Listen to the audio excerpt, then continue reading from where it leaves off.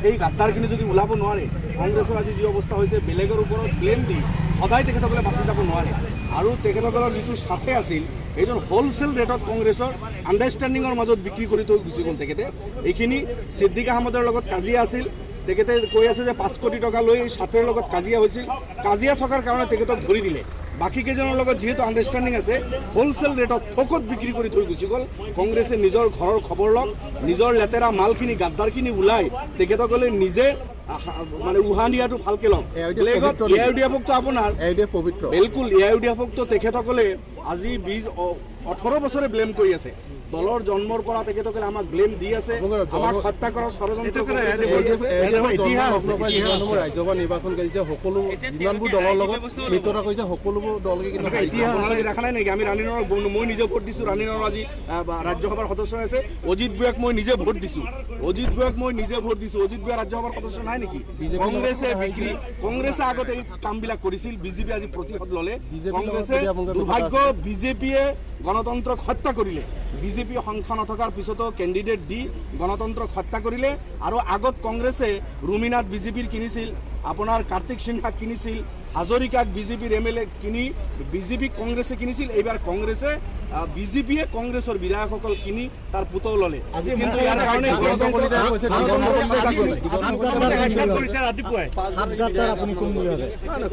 বিধায়ক মুখ্যমন্ত্ৰীতো বিধানসভা চলি আছে, কালি যোৱা নাই কাৰণে যে আমি গাদ্দাৰ নহয়। আমাৰ বিধায়কসকল আমাৰ কেণ্ডিডেটৰ পক্ষত ৰিপুণ বৰাৰ পক্ষত ভোট দিছে। যোৱাকালিলৈকে কোনো ধৰণৰ আমি সম্পৰ্ক ৰখা নাছিলোঁ। শুনক, মুখ্যমন্ত্ৰী এজনৰ লগত বহুত কাম থকাৰ পিছতো আমি ভোটৰ আগত তেখেতৰ ওচৰত কোনোদিন যোৱা নাই। আজি বিধানসভা চলিব, এতিয়া মুখ্যমন্ত্ৰীৰ ওচৰত যাব না।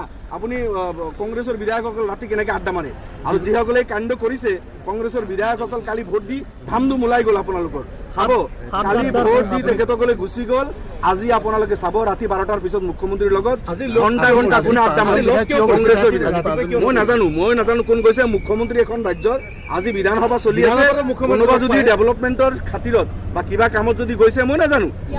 সেইখিনি কংগ্ৰেছ মোৰ নাম কোনোবা আছে নেকি? কোনো বেটাৰ হিম্মত, কোনো বেটাৰ হিম্মত আছে যদি কওক।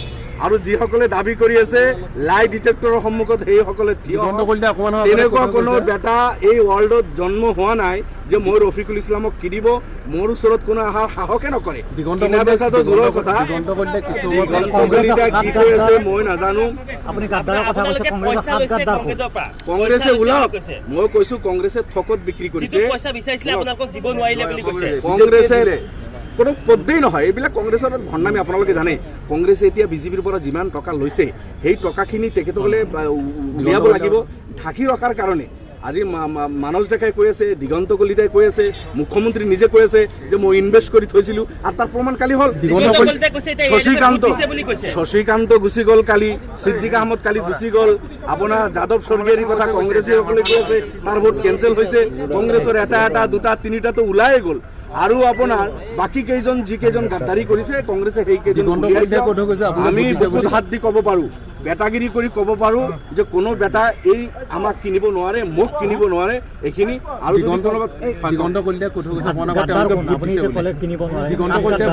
এতিয়া চাওক, বিজেপিৰ ষড়যন্ত্ৰ, বিজেপি কংগ্ৰেছ আৰু এআইইউডিএফক নিশেষ কৰি অসমত যাতে কোনো ধৰণৰ বিৰোধী নাথাকে। কংগ্ৰেছৰ কথা ক'লেতো আপোনাৰ এইটো স্বাভাৱিক কথা, কংগ্ৰেছে বিক্ৰী কৰিছে ক'ব পাৰে। ইউডিএফৰ কথা এইকাৰণে কয়, ইউডিএফক তেখেতসকলে নিবিচাৰে। ইউডিএফৰ সমষ্টিবিলাকৰ ডেভেলপমেণ্টৰ কাম নকৰে। ইউডিএফৰ 30% 40% কৈ থৈ দিয়ে। সংখ্যালঘু বুলি আজি আমাক সংখ্যাগুৰু সজাই, মিছাতে সংখ্যালঘুসকলক সংখ্যাগুৰু সজাই ডেভেলপমেণ্টৰ পৰা বঞ্চিত ৰাখিছে। গতিকে বিজেপিটো আমাৰ নেচুৰেল এনিমি। গতিকে বিজেপি আমাৰ বিৰুদ্ধে ক'বই, এইটো স্বাভাৱিক কথা। সেই কথা আপোনালোকৰ ভোট দিছে, এআইইউডিএফৰ ভোট দিছে, দেখা দিয়ক না, যদি হিম্মত আছে দেখা দিয়ক। আমাৰ আপোনালোকে ভুল ব্যাখ্যা কৰিছে। মুখ্যমন্ত্ৰী ধন্যবাদ দিয়া বুলি কৈছে। মিডিয়াৰ বন্ধুসকল আপোনালোকে ভুল ব্যাখ্যা নকৰিব। মই শুনিছোঁ তেখেতৰ মুখ্যমন্ত্ৰী স্পষ্টভাৱে কংগ্ৰেছক ধন্যবাদ দিছে, অখিল গগৈক ধন্যবাদ দিছে, মনোৰঞ্জন তালুকদাৰক ধন্যবাদ দিছে, ইউডিএফক ধন্যবাদ দিছে। এইটো মুখ্যমন্ত্ৰীৰ টেকটিক্স এইকাৰণেই যে বিৰোধীক হত্যা কৰি মুখ্যমন্ত্ৰী হিটলাৰী ৰাজত্ব অসমত চলাব বিচাৰিছে, যাৰ কাৰণে আটাইকেইটা বিৰোধীৰ নাম মুখ্যমন্ত্ৰী লৈ আছে একফালৰ পৰা। এইখিনি কথা।